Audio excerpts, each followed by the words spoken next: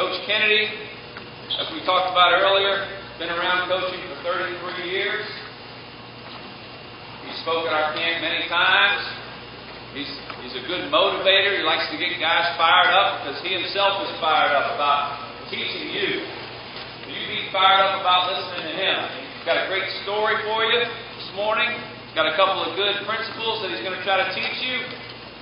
And if you make eye contact with him and pay attention, you'll get a lot out of this talk.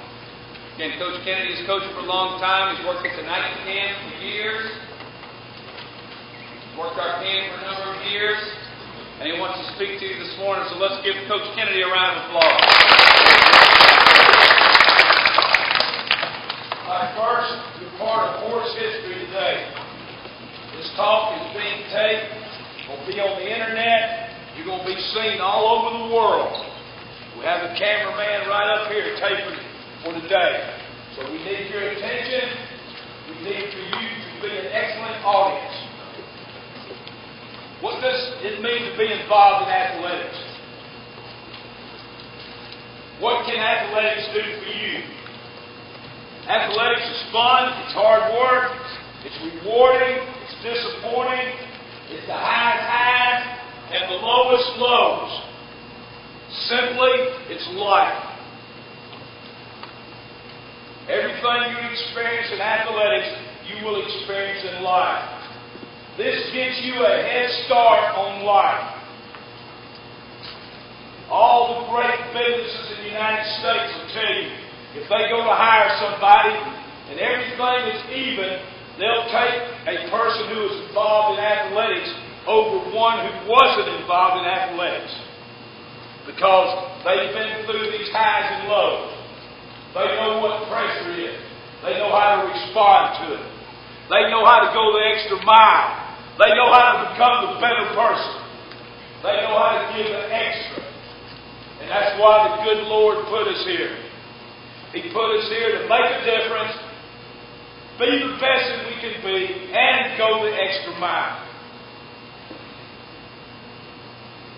This camp, somebody's paying for you to come to this camp. It may be your father, it may be your mother, it may be your grandparents, it may be a guardian.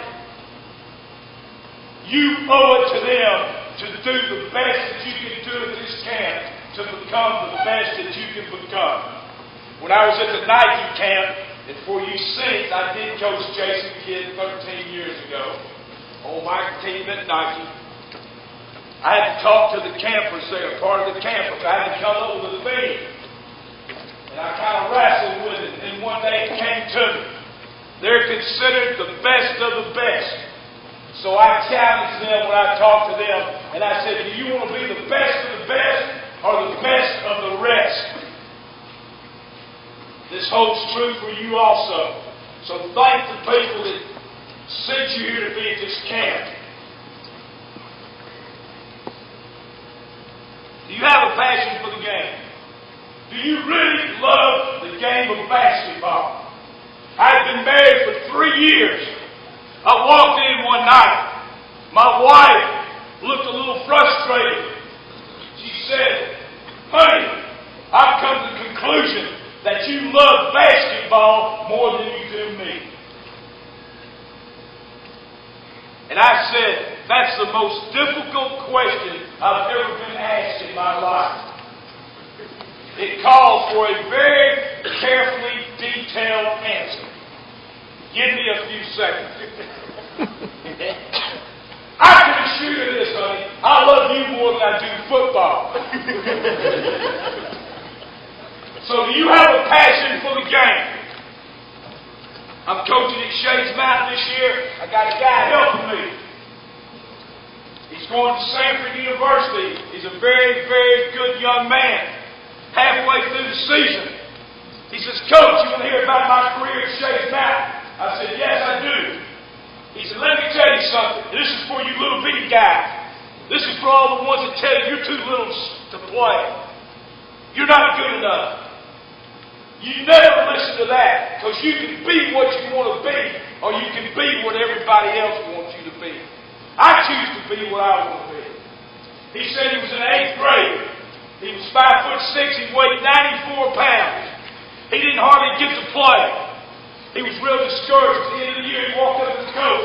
He said, Coach, I want to play more next year. I want to get to play more. What do I have to do to get better? Coach looked at him and said, son, let me tell you why you didn't get to play. Number one, you're too small. Number two, you're not good enough. Number three, you'll never play varsity. We don't waste our time with people like that.